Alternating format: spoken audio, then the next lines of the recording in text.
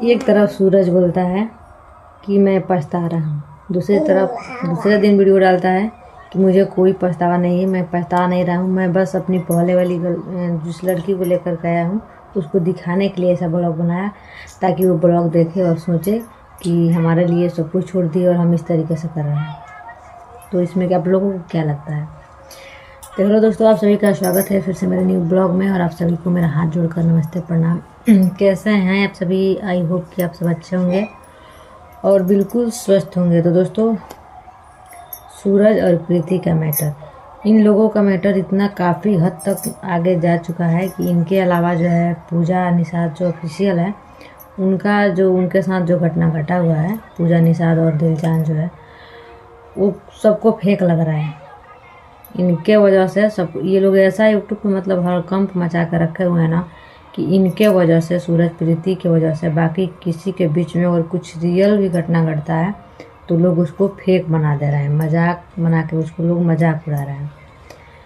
दोस्तों देखिए, आखिर सूरज और प्रीति का जो मैटर था उसमें क्या सही है क्या गलत है कोई नहीं जानता है, बस वही दो लोग आपस में जानते हैं। लेकिन दोस्तों, सूरज सिर्फ और सिर्फ चाल चल रहा है। सूरज पहले वीडियो बनाता है कि मुझे पछतावा हो रहा है, अगर पब्लिक बोलेगी तो हम प्रीति के साथ रहेंगे।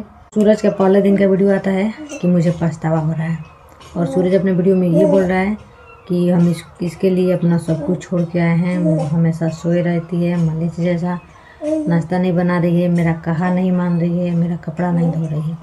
तो सूरज, हर कोई प्रीति नहीं बन सकती है, इतना बात तुम ध्यान में रखना, ठीक ना?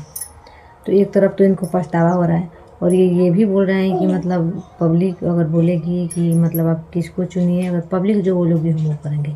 एक तरफ अंदर से इनका मन है प्रीति के साथ में रहने का, वही उनका जब ये वीडियो देख करके जो यूट्यूबर हैं, पब्लिक है, सारे वीडियो बनाने लगी कि सूरज को पछतावा हो रहा है, वो प्रीति के पास वापस जाना चाहता है, तो फिर देखिए, फिर इनका हिम्मत जो है कस के फिर दूसरे दिन वीडियो बना रहे हैं कि मुझे कोई पछतावा नहीं हो रहा है।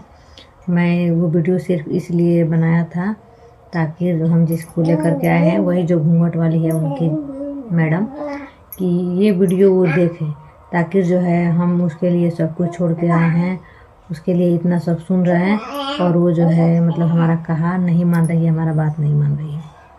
तो क्यों, जब वो आपके पास में है सूरज, तो आप उसको वीडियो के माध्यम से समझाना चाहते हैं, खुद आप नहीं समझा सकते हैं? जब आप बोल रहे थे कि मेरी जान है, मेरी सब कुछ है, जब आपकी सब कुछ है, आपकी सब बात मान करके आपके साथ में गई है, तो आप उसको जो खुद पास में है उसको आप अपने मुंह से सामने बैठा के नहीं समझा सकते हैं। वो आपकी बात, यानी कि आपका इज्जत नहीं करती है, आपका वैल्यू नहीं करती है, थोड़ा सा भी कदर नहीं करती है, तभी तो आप पूरा पब्लिक पे, सोशल मीडिया पे वीडियो डाल के और उस वीडियो के माध्यम से आप उसको समझा रहे हैं। क्यों ऐसा नहीं समझ रही है?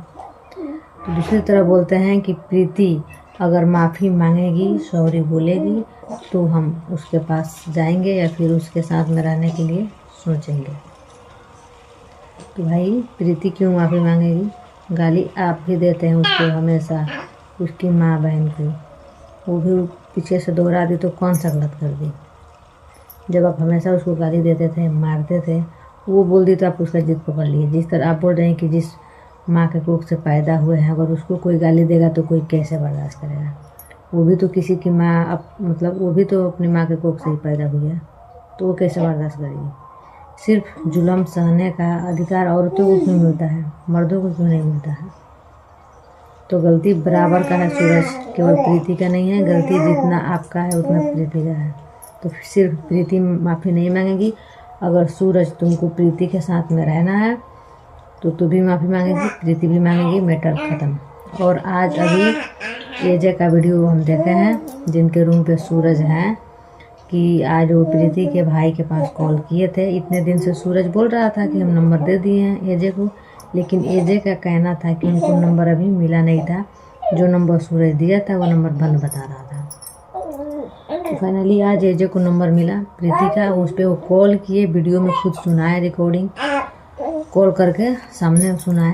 तो उसका भाई उठाया था प्रीति का, भोलू, तो भोलू से बात हुआ, लेकिन उस भोलू का कहना था, एजे बोले कि तुमको क्या लगता है कि प्रीति क्या चाहती है, सूरज के साथ रहेगी या नहीं? तो भोलू का कहना था कि हमारे अनुसार दीदी जो है सूरज के साथ नहीं रहना चाहती है और वो अकेले ही रह लेंगी। और बहुत ज़्यादा उनका तबीयत भी ख़राब है, मतलब बहुत सारा दिक्कत परेशानियाँ बेचारा बता रहा था। और वो माफ़ी नहीं मांग सकती है क्योंकि उसका कोई गलती नहीं है। सही बात है दोस्तों। लेकिन प्रीति से बात नहीं हुआ एजे का, क्योंकि भोलू कहीं पे गया हुआ था, प्रीति रूम पे थी। तो देखिए एजे भाई, अगर आप मेरा वीडियो देख रहे हैं या फिर जो लोग भी देख रहे हैं, उनसे रिक्वेस्ट है कि आप लोग शेयर कर दीजिएगा। तो हम यही कहना चाहते हैं कि भैया देखिए, आप बहुत ही अच्छे इंसान हैं, आपका वीडियो देख के ही पता चलता है। तो आप ऐसे सूरज और प्रीति को जो है किसी का घर तोड़ने का काम नहीं किया जाता है, जोड़ने का काम किया जाता है। आप उसका अच्छे दोस्त हैं सूरज का, और आपकी वाइफ प्रीति का अच्छी दोस्त है। तो आपसे बस इतना हम हाथ जोड़ के रिक्वेस्ट करना चाहते हैं कि आप अपने तरफ से पूरा कोशिश कीजिए कि आप इन दोनों को मिला दीजिए, सारा मैटर ख़त्म करके। और वो बीच में जो घूंघट वाली आई उसको आप लोग साइड कीजिए। अगर आप नहीं मिलाते हैं तो पूरा पब्लिक जो है, दुनिया आप पे उंगली उठाएगी कि अपने रूम पे रखे थे और यही इन लोगों में दरार डाल दिए। तो देखिए, हमेशा से एक दोस्त का काम होता है कि वो एक अपने दोस्त का जो है घर टूटने से बचाए, बिखरने से बचाए, ना कि और उसमें दरार डाले। तो एजे भाई, आपसे हम कहना चाहते हैं कि आप इन दोनों को मिला दीजिए और मैटर ख़त्म कीजिए। और ये लोग अपने रास्ते, प्रीति अपने रास्ते, सूरज अपने रास्ते और आप अपने रास्ते, और सारा मैटर ख़त्म। तो दोस्तों, बाकी आप लोगों को मेरा ब्लॉग कैसा लगा आप लोग कमेंट करके ज़रूर बताइएगा। और बहुत ही अच्छा लग रहा है कि दोस्तों आप लोग हमें दिल से सपोर्ट कर रहे हैं, बहुत ही अच्छा लग रहा है दोस्तों। 4 साल से मेहनत कर रहे हैं यूट्यूब पे, आज से नहीं 2021 से मेहनत करते हैं दोस्तों। 2025 का जनवरी आ चुका है, आप लोगों को भी पता है, लेकिन अभी तक मेरा एक चैनल भी मोनेटाइज नहीं हुआ है। तो दोस्तों, आप लोगों से मेरा हाथ जोड़ के रिक्वेस्ट है कि आप लोग हमारे इस चैनल को ज़्यादा से ज़्यादा प्यार दीजिए और सपोर्ट दीजिए और आगे बढ़ाइए, ताकि हम भी आगे बढ़ सके और हम भी अपना सपना पूरा कर सके दोस्तों, क्योंकि मेरा भी कोई सपना है। तो चलिए, आप लोगों से मिलते हैं नेक्स्ट व्लॉग में, तब तक के लिए बाय, टेक केयर।